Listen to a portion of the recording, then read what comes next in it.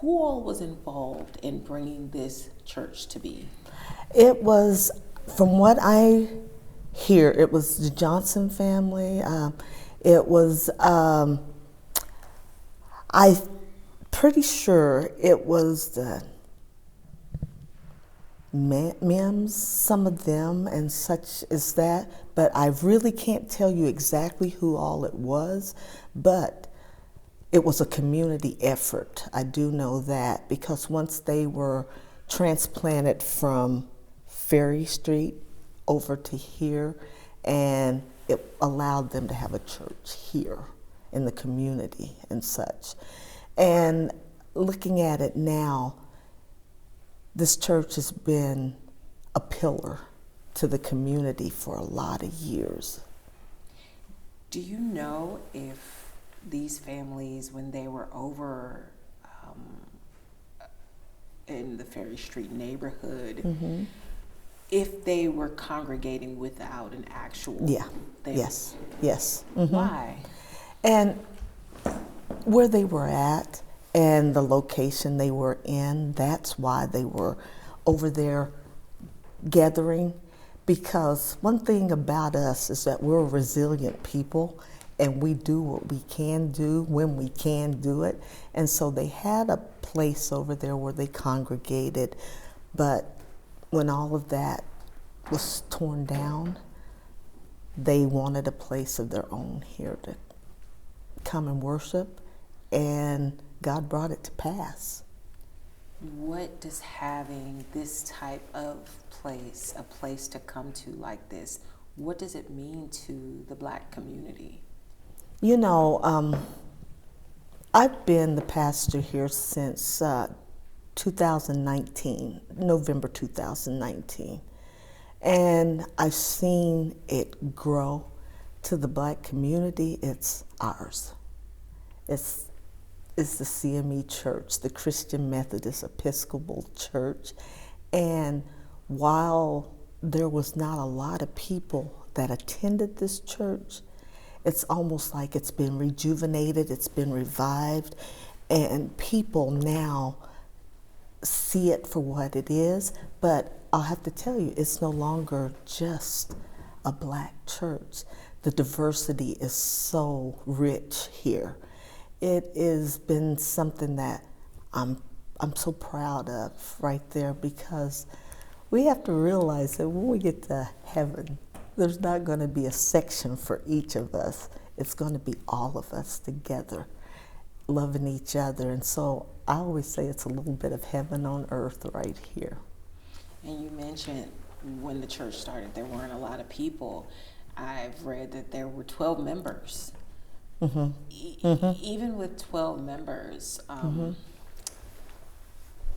with the backdrop of racism and being displaced from Ferry Street, where I've heard they lived in tents and temporary homes. Yes. How could having this church have prepared them to go out into that type of, I could say, hostile environment? What it could do, and I think what it did do, is to help them realize just how strong, just how resilient, just how they were able to survive. Even when the odds were stacked up against them, they were able to survive. The resiliency of the Black people here, we still have 2 of the original members. They were babies when this church was built, and 83 and 76 are their ages now, and they couldn't be here today, but they are 2 of the Reynolds who, they were babies when this church was put together. And especially, we call her Mother Reynolds. She has seen the ups and downs of this church. They even gave her a license to preach, to hold this church together, just so they'd have a place to come and a place to worship. and a place to pray. This is where a lot of them got their strength to do what they did out there. And this is where a lot of them got their strength to just know, if I can just make it to the house on Sunday, I can make it. Yeah.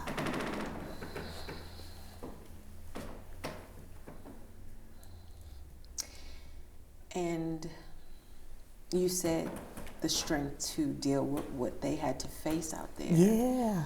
Could you describe some of what they had to face? I've read up on the picketing and being unable to get good jobs. Yes. Tell me a little bit.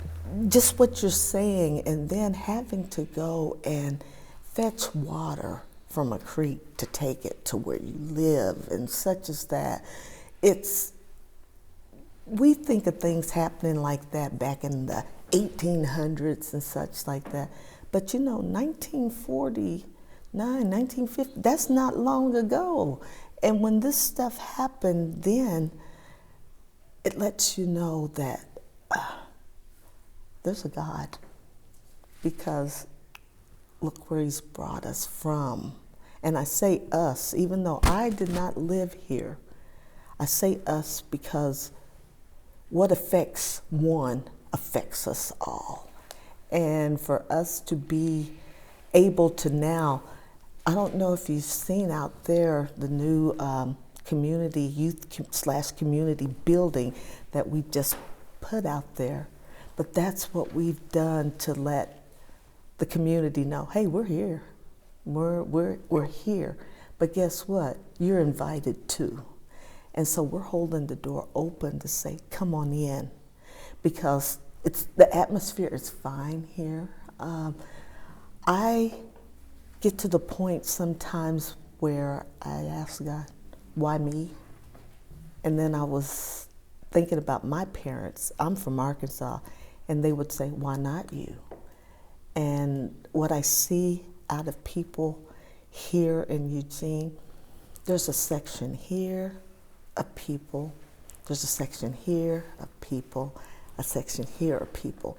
And I did not know so many black people were here and had been displaced and had been traumatized by a lot of the things that went on. But the more I'm here in the community, the more that I get out and talk to people, I get to see what's happening there. The hard part about that is, for me, it breaks my heart, yet it strengthens my heart, because I'm like, these people are survivors. They are survivors, and some of the things that I take for granted, I no longer take for granted, because I see what they've done and how they've lived through something to get to where they're at now. And you mentioned creating the youth building and saying there is this invitation. I take that as being part of your mission, but what if you could describe the mission of the church today, what would it be? The mission of the church today is to honor our past, yet open the door for the future. Because when we honor the past, we're honoring those who laid this foundation, for them who had this church right here for times such when I'm to walk through the door.